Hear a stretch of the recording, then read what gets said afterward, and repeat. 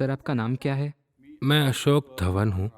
मैं राजगुरु नगर पुणे से हूँ। आपको कौन सी बीमारी थी? मुझे कुछ पिछले साल 3 महीने के लिए बहुत ज़ोर एसिडिटी, हिचकी, उल्टियाँ हो रही थी 3 महीने। उसके लिए मैंने बहुत इलाज किया। फिर हमारे फैमिली डॉक्टर ने बताया कि आप एंडोस्कोपी कराइए। एंडोस्कोपी करने के बाद मुझे ऐसा पता चला कि मेरे घेघा और पेट के बीच के हिस्से में कुछ घाव हैं और मुझे बहुत दर्द होता था। फिर वहीं उसी डॉक्टर ने वहाँ मुझे 15 दिनों की एलोपैथिक दवा दी। फिर मेरे एक ऑफिस के दोस्त ने मुझे पुणे में एक होप आयुर्वेदिक दवा के बारे में बताया।